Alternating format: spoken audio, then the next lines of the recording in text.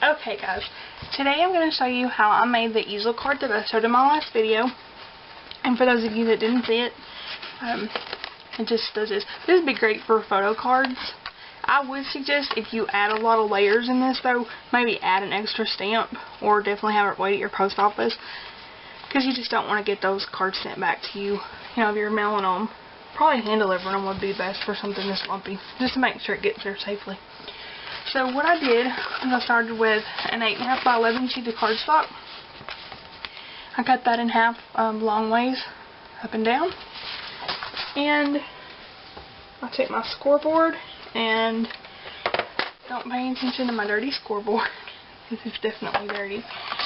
I scored at 5.5, half of long ways, and then that top section I scored it at 2.5. Put my scoreboard up, don't need that anymore. And the papers I'm going to be using, pulling out of this, are from this Festive Sparkle with Glitter. There's 12 designs for each, 48 sheets. It was from Hobby Lobby, $12.99. It was 50% off, so that's a good deal on some really nice paper. And there's not just 1 or 2 sheets in there with sparkle, there's a lot. So again, this is our card base. That's what we're going to start working on. The first thing I want to do is I'm going to make like a double mat. I'm going to put that gold behind it. So the mat I'm going to cut for that, the panel, is 4.25 by 5.5. So I'm going to go 4 by 5.25. And again, it doesn't have to be perfect because you can adjust this once you get it on the card. So, and because this one's going to be just a little bit smaller, and you can even do this. I'm going to show you this, guys. This is just a way that I learned how to eyeball stuff. And a lot of people tell you do not do it this way, but I do it all the time.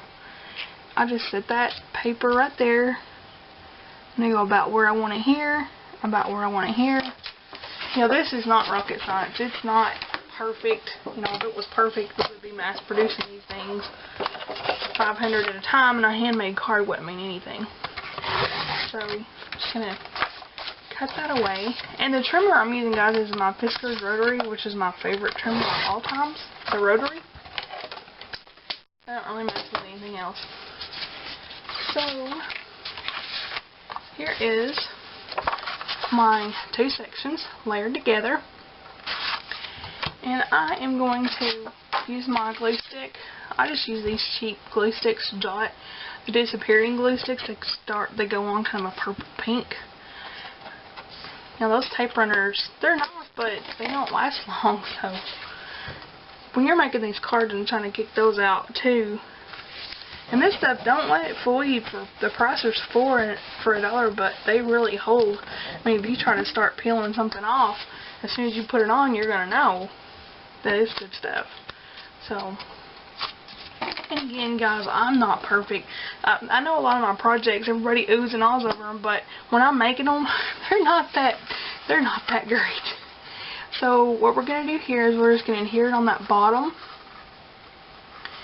So, I'm going to take my glue stick again, and I am going to just go around the bottom. And you can go heavy or as light on that as you want to, but you're going to be covering it up. So, and this is pretty heavy cardstock, so even if you didn't have heavy, you just layer it, make 2 layers, and it'll work fine, because you don't want it to be flopping back. Okay, it's coming together pretty quick, guys. There's that part. Now, I do have some metallic paper that I got at Hobby Lobby. It was their metallic poster board. And, guys, I got 5 sheets for $1. And that stuff is like $1.99 a sheet when it's not on sale. And well, I don't want to blind you guys, but here it is. It's very, very shiny. So, I'm just going to cut myself off a strip of it. I'm going to cut about 1 inch wide. And again, I'm not really measuring a lot. It's kind of like cooking. I don't measure a lot. So I'm going to judge about where I want that to go. And I want it to be right in there. And you guys are gonna freak out. My OCD people, crafters, are gonna freak out about this. I'm just gonna eyeball about where I want it. This is just my way of doing things. I know that I used to drive people nuts when I would go to crops, because I would just eyeball so much, and everybody else was spending so much time measuring. So I'm putting that on long, guys. I mean, I didn't even measure that 4 1/4, but I go right back with a pair of small sharp scissors, and you'll never know. So already right there is the base of the card. So the next thing I'm going to do is, I got a die the other day from Tuesday morning, and it just makes the neatest little tags. And it embosses. I've been using the silver and the gold of the poster board, and it looks like a metal tag. And it's a 2-piece set. And I'm not sure who makes it, but this set embosses it, and then that cuts it out.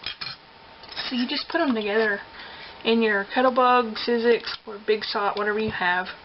You know, it's just a way for thin dodge. You just layer it in there like that. It cuts and embosses in one move. So I really, really like these tags. And I wanted to add it on here somehow. So I'm just going to add it across that. You guys think we should dress that silver stripe up some? Maybe so. Okay, let's find another scrap. Let's just find something else from that paper pad that will work for that. We got that gold stripe going on. So, could do the gold stripe. And that might be too much. We have some polka dots. That might be cute. Yeah, let's go with a polka dot piece. Okay. Now that section, that bar was 1 inch wide. So, I'm going to go for 1/2 inch. That sure doesn't seem like much. Maybe more like 3/4 of an inch. Just so you can see those polka dots. Because if not, you're not even going to see the big polka dots. I'll go ahead and cut it at 4 1/4 now. This one. So people won't be screaming at me. Because I didn't cut it. Oh, yeah, I like that better. So let's just layer that on it. Cuts down that glare too. Because that thing is really, really shiny. I don't want to blind anybody opening their Christmas cards. So, I'm